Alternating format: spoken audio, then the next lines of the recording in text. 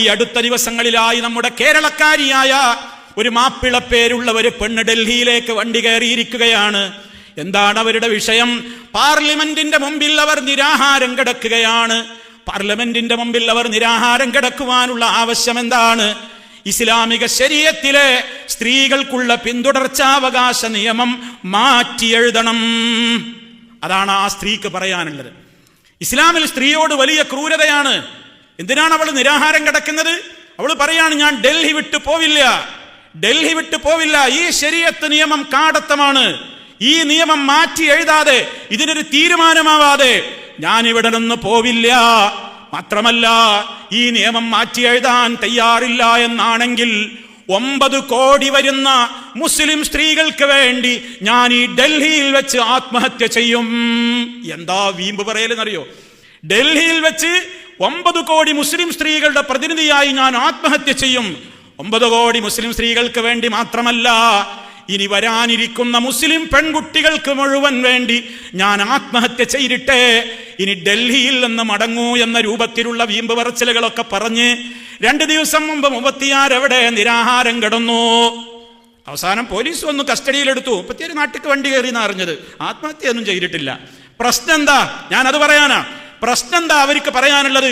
ഇസ്ലാം എന്ന് പറഞ്ഞാൽ അതേതോ കാലഘട്ടത്തിൽ ആരൊക്കെയോ അന്നത്തേക്ക് യോജിക്കുന്ന, വരാനിരിക്കുന്ന കാലത്തെക്കുറിച്ച് ഒരു പിടിപാടുമില്ലാത്ത ആളുകൾ എന്തൊക്കെയോ എഴുതി കൂട്ടിയിട്ടുള്ള ചില തത്വങ്ങളാണ് ഇസ്ലാമിലെ നിയമങ്ങൾ. അതൊക്കെ എന്നോ പരിഷ്കരിക്കേണ്ട കാലം അതിക്രമിച്ചിരിക്കുന്നു. അതൊക്കെ മാറ്റി എഴുതണം. എന്തേ കാരണം? പെണ്ണിന് ആണിന്റെ അത്ര സ്വത്ത് കിട്ടൂലത്രേ. ഇതാണ് അവരെ വല്ലാതെ ചൊടിപ്പിച്ചിട്ടുള്ളത്. പെണ്ണുങ്ങൾക്ക് സ്വത്തവകാശമൊക്കെ കൊടുത്തിട്ടുണ്ടെങ്കിലും നീതിയല്ല ഇസ്ലാമിലെ ആ അനന്തരാവകാശ നിയമം. അവിടെ മാറ്റി എഴുതണം. അതുകൊണ്ട് ആ നിയമം മാറ്റണം എന്നാണ്. അല്ലാതെ സമ്മതിക്കൂല. കുറെ കാലായി ഞങ്ങളിത് സഹിക്കുന്നു, ഇനി അത് സഹിക്കൂല എന്നാണ് പറയുന്നത്. സഹോദരന്മാരെ, ഈ അവസരം നിങ്ങൾ ഇസ്ലാമിന്റെ പിന്തുടർച്ചാവകാശ നിയമം പഠിക്കാൻ ഉപയോഗപ്പെടുത്തണം. എനിക്കതാണ് ഇവിടെ പറയുന്നത്. ഞാൻ ആ വനിതയെ കുറ്റപ്പെടുത്താനല്ല ഇവിടെ വെച്ച് സംസാരിക്കുന്നത്. മറിച്ച് ആരൊക്കെ ഇസ്ലാമിന്റെ നേരെ എപ്പോഴെല്ലാം വാളോങ്ങുന്നുണ്ടോ ആ സമയത്തൊക്കെ നമുക്ക് കിട്ടുന്ന ഒരു വലിയ അനുഗ്രഹം, ആ വിഷയം മുസ്ലിം ഉമ്മത്തൊന്ന് ശരിക്ക് പഠിക്കാൻ അതൊരു ചാൻസായി മാറുന്നു. നിങ്ങൾ പഠിക്കണം. ഇസ്ലാമിൽ പെണ്ണിനോട് അനീതിയാണോ ആ സ്വത്തവകാശത്തിന്റെ കാര്യത്തിൽ ചെയ്തത്? ശരിയാണ്, ഒരു കാര്യം ശരിയാണ്. ഖുർആൻ പറഞ്ഞിട്ടുണ്ട്, യൂസീകുമുല്ലാഹു ഫീ ഔലാദികും ലിദ്ദകരി മിസ്ലു ഹദ്ദിൽ ഉൻസയൈൻ. സൂറത്തുൻ നിസായിൽ അല്ലാഹു തആല പറയുന്നുണ്ട്, അള്ളാഹു നിങ്ങളോട് ശക്തമായ ഭാഷയിൽ ഉപദേശിക്കുകയാണ്.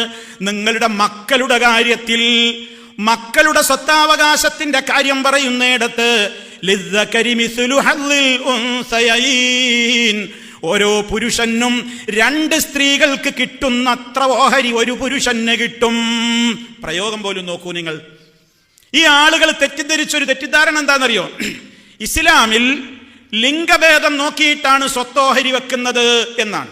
ആ ധാരണ എൻ്റെ പ്രിയപ്പെട്ടവരെ ആദ്യം നമ്മൾ എല്ലാവരും തിരുത്തണം. ഇസ്ലാം ആണിനെ നോക്കിയോ? ആണാണോ ഒരവകാശി, എന്നാൽ പെണ്ണിനേക്കാൾ കൂടുതൽ ആണിന് കൊടുക്കുക, അങ്ങനെ ഒരു അനന്തരാവകാശ നിയമം ഇസ്ലാമിലില്ല. ആ തെറ്റിദ്ധാരണ ആർക്കെങ്കിലും ഉണ്ടെങ്കിൽ തിരുത്തിക്കോളി. ചില ഘട്ടങ്ങളിൽ അങ്ങനെയാണ്, ചില ഘട്ടങ്ങളിൽ എങ്ങനെയാണ്? ആണിന് കിട്ടുന്നതിനേക്കാൾ പെണ്ണിന് കിട്ടുന്നതിനേക്കാൾ ആണിന് കിട്ടും. എന്നാൽ എല്ലാ ഘട്ടങ്ങളിലും അങ്ങനെയല്ല. ചില അവസരങ്ങൾ വരുമ്പോൾ സ്ത്രീക്ക് കിട്ടുന്നതിന്റെ കുറവേ പുരുഷന് കിട്ടുകയുള്ളൂ. അതൊക്കെ ഓരോ ഘട്ടങ്ങളുണ്ട്. അതിന്റെ കർമ്മശാസ്ത്ര ഗ്രന്ഥങ്ങളിലൂടെ നിങ്ങളൊന്ന് പരിശോധന നടത്തിയാൽ, അതിനെക്കുറിച്ചൊന്നൊരല്പനേരം ഇരുന്ന് പഠിക്കാൻ ശ്രമിച്ചാൽ നമുക്ക് ബോധ്യമാകും. അവിടെ ലിംഗഭേദം നോക്കിയിട്ടല്ല ഇതൊക്കെ. ഇസ്ലാം അനന്തരാവകാശത്തിന്റെ നിയമം വെച്ചിടത്ത് മരണപ്പെട്ടു പോയ ആളുടെ സ്വത്തിനാണല്ലോ അനന്തരം എന്ന് പറയാം. മരിച്ച ആളുടെ സ്വത്താണ്, അതാണ് അനന്തരാവകാശം. ആ മരിച്ചയാൾക്ക് ജീവിച്ചിരിക്കുന്നയാളുമായിട്ടുള്ള കുടുംബ ബന്ധം എത്രത്തോളം അടുത്താണോ അയാൾക്ക് സ്വത്ത് കൂടുതൽ കിട്ടും. എത്രത്തോളം അകലെയാണോ സ്വത്ത് കുറയും. അത് ചിലയിടത്ത് പെണ്ണിന് കൂടും, ആണിന് കുറയും. ചിലയിടത്ത് ആണിന് കൂടും, പെണ്ണിന് കുറയും. അതൊരു പ്രാഥമികമായി ഞാൻ പറഞ്ഞു തരാണ്. ഇനി അതേപോലെ തന്നെ സ്ത്രീക്ക് ഇവിടെ സ്വാഭാവികമായും മക്കൾ, ഒരു മരണപ്പെട്ടയാൾക്ക് ആൺകുട്ടികളുണ്ട് പെൺകുട്ടികളുണ്ട്. അവിടെ 2 പെൺകുട്ടികൾക്ക് കിട്ടുന്നത് ഒരു ആൺകുട്ടിക്ക് കിട്ടും. അപ്പൊ കേൾക്കുമ്പോൾ തോന്നുന്നു അത് അനീതി തന്നെയല്ലേ. ആ താത്ത അവിടെ പോയി ഡൽഹി പോയിട്ട് വെള്ളവും കൂടി കുടിക്കാതെ കിടക്കുന്നതിൽ കുറച്ചൊക്കെ കാര്യമില്ലേ? കാര്യമില്ല. പെണ്ണിന് ആണിന് കൊടുക്കുന്ന അതേപോലെ കൊടുക്കുകയാണെങ്കിലാണ് അനീതിയായി വരുന്നത്. എന്താ കാരണം എന്നറിയോ? ഇസ്ലാമിൽ ഒരു സ്ത്രീയെ സംബന്ധിച്ചിടത്തോളം അവൾ ചെലവിന് കൊടുക്കാൻ നിർബന്ധമായി വരുന്ന ഏതെങ്കിലും മേഖല ഉണ്ടോ? പുരുഷനോ?